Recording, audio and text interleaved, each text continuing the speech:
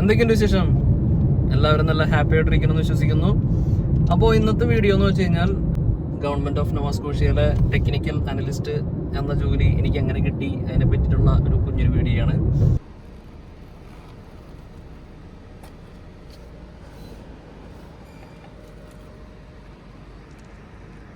ഇന്നിപ്പോൾ ശനിയാഴ്ചയായ കാരണം കൊണ്ട് ആരും ഇല്ല കേട്ടോ. ID കാർഡൊക്കെ കിട്ടണം. ഇന്നിപ്പോൾ ശനിയാഴ്ചയായ കാരണം കൊണ്ട് ഓഫീസിലാരും ഉണ്ടാവില്ല. ഇപ്പോൾ ഇതൊരു സൈഡിലാട്ടോ.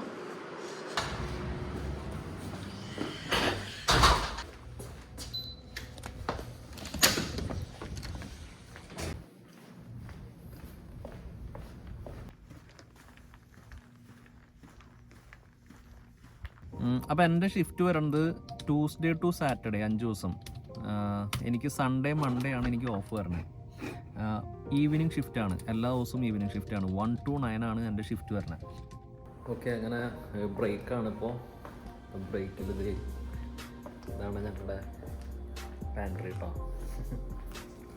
ആരുമില്ല ഇപ്പോൾ, സാറ്റർഡേ കാരണം കൊണ്ട് ഒരു മനുഷ്യനില്ല. അവിടെ TV ഒക്കെ വെച്ചിട്ടുണ്ട്. ഇവിടുത്തെ ഗവൺമെൻറ് ഓഫീസ് എന്നൊക്കെ പറഞ്ഞു കഴിഞ്ഞാൽ നമ്മുടെ നാട്ടിൽ പോലെ എന്താ പറയുക, അത്രയും വലിയ ലക്ഷറി സെറ്റപ്പ് ഒന്നുമല്ല. ഒരു സാധാരണ ഒരു ഓഫീസ്, ഏകദേശം നമ്മുടെ നാട്ടിലുള്ള സെയിം ഗവൺമെൻറ് ഓഫീസ് പോലൊക്കെ തന്നെയാണ് കേട്ടോ. അങ്ങനെ ഭയങ്കര നമുക്കിങ്ങനെ എന്താ പറയുക, എക്സ്ട്രാ ആക്ടിവിറ്റീസ് ഒന്നും ചെയ്യാനായിട്ടുള്ള സെറ്റപ്പുകളൊന്നുമില്ല. പ്രൈവറ്റ് കമ്പനികളൊക്കെ നമ്മൾ കാണാറില്ലേ, ഇപ്പം ഫ്രീ ടൈമിലൊക്കെ പോയി പുറത്തൊക്കെ പോയി ഇരിക്കാനായിട്ടുള്ള സെറ്റപ്പ് ഉണ്ട്. പിന്നെ കുറേ ഗെയിംസ് കാര്യങ്ങൾ, ജിം, അങ്ങനത്തെ കുറേ പരിപാടികളൊക്കെ ഉണ്ട്. അങ്ങനത്തെ കാര്യങ്ങളൊന്നും ഇവിടെ ഇല്ല. ഇവിടെ സാധാരണ ഒരു ഓഫീസ് വർക്ക് ചെയ്യാൻ പോവുക, അത്രയൊക്കെ ഉള്ളൂ. അങ്ങനെ പക്ഷേ ഒരു വർക്ക് കൾച്ചർ എന്ന് വെച്ച് കഴിഞ്ഞാൽ നല്ല എന്താ പറയുക, ഒരു വർക്ക് ലൈഫ് ബാലൻസ് ഉണ്ട്. ഇവരങ്ങനെ ഭയങ്കരമായിട്ട് നമ്മളെ സ്ട്രെസ് ചെയ്യിപ്പിക്കില്ല ഒരു കാര്യത്തിനും. പിന്നെ ടൈമിംഗ് എല്ലാം കറക്റ്റാണ്, പക്കയാണ്. ഇപ്പം നമ്മളിപ്പോൾ ഒരു സമയം പറഞ്ഞിട്ടുണ്ടെങ്കിൽ, ഇപ്പോൾ എൻ്റെ ഡ്യൂട്ടി 1 to 9 ആണല്ലോ. അപ്പോൾ കറക്റ്റ് 1 മണിക്ക് തന്നെ നമ്മൾ സ്റ്റാർട്ട് ചെയ്യണം, 9 മണിക്ക് തന്നെ കറക്റ്റ് ഇറങ്ങാം. അങ്ങനത്തെ ഒരു സംഭവമാണ്. പിന്നെ എക്സ്ട്രാ വർക്ക് ചെയ്യണമെന്നുണ്ടെങ്കിൽ നമുക്ക് ഓവർ ടൈം പേയ്മെൻറ്റ് കിട്ടും. അപ്പോൾ അങ്ങനെയൊക്കെയുള്ള കുറേ സംഭവങ്ങളുണ്ട്. അപ്പോൾ ഇനി ഞാൻ സംസാരിക്കാൻ പോണത് എനിക്ക് എങ്ങനെയാണ് ഈ ഒരു ജോലി കിട്ടിയത്, ഈ ഒരു ജോലിയിലേക്ക് ഞാൻ എങ്ങനെയാണ് ലാൻഡ് ചെയ്തത്, എൻ്റെ കഴിഞ്ഞ ഒരു വർഷത്തെ ജേണി എങ്ങനെയായിരുന്നു, അപ്പോൾ അതിനെ പറ്റിയിട്ടുള്ള കാര്യങ്ങളാണ് ഇനി ഞാൻ പറയാൻ പോകുന്നത്. അപ്പോൾ ഞാൻ എൻ്റെ ഈ ജോലിയിലേക്ക് എങ്ങനെയാണ് ലാൻഡ് ചെയ്തതെന്ന് ഞാൻ ജസ്റ്റ് ഒരു ഷോർട്ടായിട്ട് പറയാം. അപ്പോൾ ഞങ്ങൾ ജൂൺ 8 തീയതിയാണ് ലാസ്റ്റ് ഇയർ 2023 ജൂൺ 8 തീയതിയാണ് ഞാനും കൊച്ചും കൂടിയിട്ട് ഇവിടെ വരുന്നത്. വൈഫ് അതിന് മുന്നേ 1 മാസം മുന്നേ അവൾ വന്ന് കോഴ്സിന്, അവൾ ഓൾറെഡി കോഴ്സ് സ്റ്റാർട്ട് ചെയ്തു. ഞങ്ങൾ എന്നിട്ട് 1 മാസം കഴിഞ്ഞിട്ട് ജൂൺ മാസത്തിലാണ് വരുന്നത്, കഴിഞ്ഞ വർഷം. അങ്ങനെ ജൂൺ 8 തീയതി വന്ന് ജൂൺ 26 തീയതിക്ക് എനിക്ക് ഇവിടുത്തെ ജോലി കിട്ടി. ഇത് ഗവൺമെൻറ്റാണ്, ഗവൺമെൻറ് ഓഫ് നോവ സ്കോഷ്യയാണ്. പക്ഷേ ഞാൻ ഇവിടെ കയറുന്നത് ഒരു ഗവൺമെൻറ് സ്റ്റാഫായിട്ടായിരുന്നില്ല. ഞാൻ വന്നിടയ്ക്ക് തന്നെ ആ സമയത്തല്ല, ഞാൻ വരണേക്കാളും ഒരു 3 ആഴ്ച മുന്നേ തന്നെ ഓൾറെഡി നാട്ടിൽ നിന്ന് തന്നെ ജോലി സെർച്ചിങ് ഒക്കെ ഓൾറെഡി സ്റ്റാർട്ട് ചെയ്തിട്ടുണ്ടായിരുന്നു. അപ്പോൾ അന്ന് മുതൽ സെർച്ച് ചെയ്തതിൻ്റെ ഭാഗമായിട്ട് എനിക്ക് കുറച്ച് ഏജൻസികളുടെ ലിസ്റ്റ് കിട്ടിയിട്ടുണ്ടായിരുന്നു. അപ്പോൾ ഇവിടെ വന്ന് ഞാൻ എന്ത് ചെയ്തു, ഞാൻ കുറച്ച് ഏജൻസികളെ വിളിച്ച് കഴിഞ്ഞിട്ട് ഞാൻ ഇങ്ങനെ പറഞ്ഞു, ഇങ്ങനെ എൻ്റെ ഒരു പ്രൊഫൈലൊക്കെ ഞാൻ പറഞ്ഞു കൊടുത്തു, ഞാൻ എൻ്റെ റെസ്യൂം അയച്ചു കൊടുത്തു, കവർ ലെറ്ററൊക്കെ അയച്ചു കൊടുത്തു.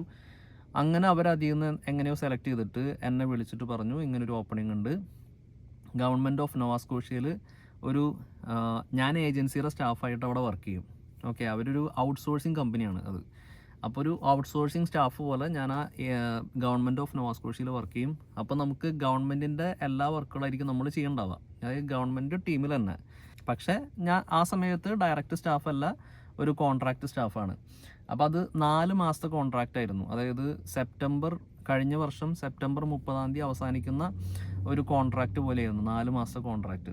ഓക്കെ, അപ്പോൾ നിങ്ങൾ മനസ്സിലാക്കുക, അതായത് നമ്മൾ ജോബ് സെർച്ചിങ്ങിൽ വളരെ ഇമ്പോർട്ടൻ്റ് ആയിട്ട് നമ്മൾ ശ്രദ്ധിക്കേണ്ട കാര്യമാണ്, നമ്മൾ എല്ലാ കമ്പനീസിലും റെസ്യൂം അയക്കുന്നതിൻ്റെ കൂടെ തന്നെ ഇതുപോലെയുള്ള ഔട്ട്സോഴ്സിങ് കമ്പനികൾ, ഏജൻസികളിലേക്കും കൂടിയിട്ട് നമ്മുടെ റെസ്യൂം അയച്ചു കൊടുക്കണം. കാരണം അവർക്കും നല്ല വലിയ കമ്പനീസായിട്ട് ടൈപ്പ് ഉണ്ട്, ഒരുപാട് ബാങ്കുകളായിട്ടും പിന്നെ ഇതുപോലെ ഗവൺമെൻറ്റൊക്കെ ആയിട്ട് ടൈപ്പുള്ള കുറേ ഏജൻസികളുണ്ട്.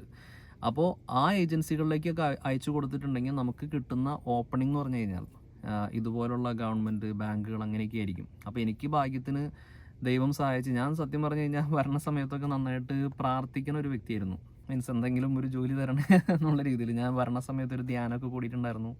അട്ടപ്പാടി ധ്യാന കേന്ദ്രത്തിലൊക്കെ പോയിട്ട് അങ്ങനെ എനിക്ക് ദൈവം തന്നൊരു ജോലിയാണെന്നാണ് ഞാൻ വിശ്വസിക്കുന്നത്. ആ ഫുൾ ക്രെഡിറ്റും ദൈവത്തിന് തന്നെ കൊടുക്കാനാണ് ഞാൻ ആഗ്രഹിക്കുന്നത്. അതെൻ്റെ ഒരു ചോയ്സാണ്. ഓക്കെ, അപ്പം ഞാൻ എന്തായാലും അങ്ങനത്തെ ഒരു ഏജൻസി വഴി ഞാനിവിടുത്തെ ഒരു ഗവൺമെൻറ് ഓഫ് നോവാ സ്കോഷ്യയിലെ ഒരു ഔട്ട്സോഴ്സിങ് സ്റ്റാഫ് പോലെ ആദ്യത്തെ ഒരു 4 മാസക്കാലം കോൺട്രാക്ട് സ്റ്റാഫ് പോലെ വർക്ക് ചെയ്തു. ടെക്നിക്കൽ അനലിസ്റ്റ് തന്നെ, IT തന്നെ.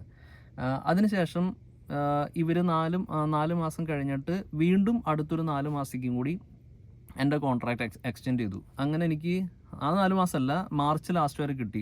2024 ഈ വർഷം മാർച്ച് ലാസ്റ്റ് വരെ ആ കോൺട്രാക്റ്റ് കിട്ടി. അപ്പോൾ സൈഡ് ബൈ സൈഡായിട്ട് ഞാൻ എന്ത് ചെയ്തു, ഞാൻ സൈഡിൽ കൂടെ ഈ ഗവൺമെൻറ്റിൽ കാണുന്ന എല്ലാ പോസ്റ്റുകളും നമ്മൾ അപ്ലൈ ചെയ്യും. അപ്പം അങ്ങനെ അപ്ലൈ ചെയ്യുമ്പോൾ ഉള്ള ഒരു ഗുണം എന്തിട്ടെന്ന് വെച്ച് കഴിഞ്ഞാൽ ഓൾറെഡി നമ്മൾ ഗവൺമെൻറ് പ്രൊജക്റ്റുകളാണ് ചെയ്യുന്നത്. അപ്പോൾ അതിൽ ഗവൺമെൻറ്റിൻ്റെ തന്നെ നമ്മൾ ചെയ്യുന്ന കുറേ സാധനത്തിൻ്റെ കുറച്ച് കീവേഡ്സ് ഉണ്ടാവും. അപ്പോൾ ഓട്ടോമാറ്റിക്കലായിട്ട് നമ്മൾ ഓൾറെഡി ഇവിടെ വർക്ക് ചെയ്യുന്ന കാരണം കൊണ്ട് ATS റാങ്കിങ് കൂടും നമ്മുടെ റെസ്യൂമിൽ. അതിൻ്റെ കീവേഡ്സൊക്കെ ഉള്ള കാരണം, ഗവൺമെൻറ് എന്നൊക്കെയുള്ള കീവേഡൊക്കെ ഉള്ള കാരണം കൊണ്ട് ഓട്ടോമാറ്റിക്കലായിട്ട് നമ്മുടെ റെസ്യൂമിൻ്റെ ആ ഒരു ATS റാങ്കിങ് കൂടും. അങ്ങനെ എനിക്ക് ഒരു 5 പ്രാവശ്യം എനിക്ക് ഇൻ്റർവ്യൂ കോൾ കിട്ടി. ഇൻ്റർവ്യൂ കോളല്ല, റിട്ടേൺ ടെസ്റ്റിന് ഇൻവിറ്റേഷൻ കിട്ടി, ഇതിൻ്റെ സൈഡ് ബൈ സൈഡായിട്ട് തന്നെ. അപ്പോൾ ഇതെങ്ങനെയാണെന്ന് വെച്ച് കഴിഞ്ഞാൽ നമ്മുടെ നാട്ടിലെ സെയിം തന്നെ. അതായത് ഇപ്പം കുറേ പേര് ആപ്ലിക്കൻസ് ഉണ്ടാവും. അപ്പോൾ ആദ്യം റിട്ടേൺ ടെസ്റ്റ് ഉണ്ടാവും. റിട്ടേൺ ടെസ്റ്റിൽ തന്നെ 2 ടെസ്റ്റ് ഉണ്ട്. ഓക്കെ, അപ്പോൾ ഇതിൻ്റെ ഒരു എക്സാം സ്റ്റൈൽ എങ്ങനെയാണെന്ന് വെച്ച് കഴിഞ്ഞിട്ടുണ്ടെങ്കിൽ 2 പാർട്ടുണ്ട് എക്സാം സ്റ്റൈൽ. അതായത് ഫസ്റ്റത്തെ പാർട്ട് എന്ന് വെച്ച് കഴിഞ്ഞാൽ ടെക്നിക്കൽ, നമ്മൾ ഇപ്പോൾ IT ആണെന്നുണ്ടെങ്കിൽ IT കാർക്കാണെന്നുണ്ടെങ്കിൽ IT റിലേറ്റഡ് ആയിട്ടുള്ള ടെക്നിക്കൽ ക്വസ്റ്റ്യൻസ് ആയിരിക്കും. പിന്നെ രണ്ടാമത്തെ പാർട്ട് വന്നിട്ടെന്ന് വെച്ച് കഴിഞ്ഞാൽ ബിഹേവിയറൽ, അതായത് നമ്മുടെ ക്യാരക്ടർ ഇവാലുവേറ്റ് ചെയ്യുന്ന കുറച്ച് ക്വസ്റ്റ്യൻസ് ഉണ്ടാവും. അതായത് ഇപ്പോൾ ഒരു ഇൻസിഡൻറ്റ് തന്നു, ഇങ്ങനൊരു ഇൻസിഡൻറ്റ് നിങ്ങളുടെ ഓഫീസിൽ സംഭവിച്ചിട്ടുണ്ടെങ്കിൽ എങ്ങനെയായിരിക്കും നിങ്ങൾ ഡീൽ ചെയ്യുക, അങ്ങനത്തെ കുറേ സാധനങ്ങൾ ഉണ്ടാവുമല്ലോ. അപ്പം അത് നമ്മുടെ ആൻസർ വായിക്കുന്നതനുസരിച്ച് അവർക്ക് നമ്മുടെ ക്യാരക്ടർ മനസ്സിലാവും. അപ്പോൾ അങ്ങനെ 2 പാർട്ടുണ്ട്. മീൻസ് അങ്ങനെ 2 പാർട്ടായിട്ടുള്ള ഒരു എക്സാം. അപ്പോൾ അതിൽ 65% മാർക്ക് ഉണ്ടെങ്കിലാണ് നമുക്ക് പാസ്സാവാൻ പറ്റുള്ളൂ. അപ്പോൾ അങ്ങനെ 65% മാർക്ക് കിട്ടിയവർ എന്ത് ചെയ്യും, അടുത്ത ഒരു സ്റ്റേജിലേക്ക്, അതായത് ഫേസ് ടു ഫേസ് ഇൻ്റർവ്യൂ, എന്താ പറയുക, ഓൺലൈൻ ഇൻ്റർവ്യൂ ആയിരിക്കും. അപ്പോൾ അതിനകത്തൊരു 3 പാനൽ മെമ്പേഴ്സ് ഉണ്ടാവും. അവർ ചോദിക്കുന്ന ചോദ്യത്തിനനുസരിച്ച് നമ്മൾ റെസ്പോണ്ട് ചെയ്യുമ്പോൾ അവർ 3 പേരും അവരുടെ കയ്യിൽ ഒരു പേപ്പർ ഉണ്ടാവും. അപ്പോൾ 3 പേരും സ്കോർ ഇടും. ഓക്കെ, അപ്പോൾ ആ സ്കോറും നമ്മുടെ എക്സാമിൻ്റെ സ്കോറും ഇതെല്ലാം കൂടി കാൽക്കുലേറ്റ് ചെയ്തിട്ട് അവരെന്ത് ചെയ്യുമെന്ന് വെച്ച് കഴിഞ്ഞാൽ ഒരു റാങ്ക് ലിസ്റ്റ് ഉണ്ടാക്കും. ഞാൻ അപ്ലൈ ചെയ്തത് ഒരു പോളിംഗ് പോസ്റ്റ് ആയിരുന്നു. അതായത് 3 പൊസിഷൻ അവൈലബിൾ ഉണ്ടായിരുന്നു. അപ്പോൾ അവരെന്ത് ചെയ്യുമെന്ന് വെച്ച് കഴിഞ്ഞാൽ ഈ റാങ്ക് ലിസ്റ്റ് ഉണ്ടാക്കിയിട്ട് ഈ റാങ്ക് ലിസ്റ്റിൽ നിന്നുള്ള ആൾക്കാരെ 1 by 1 ആയിട്ട് വിളിക്കും. അപ്പോൾ ആദ്യത്തെ 3 പേര് അത് അക്സെപ്റ്റ് ചെയ്യുകയാണെന്നുണ്ടെങ്കിൽ ബാക്കിയുള്ളവർക്ക് വിളി പോവില്ല. അങ്ങനെയാണ് അതിൻ്റെ സെറ്റപ്പ്.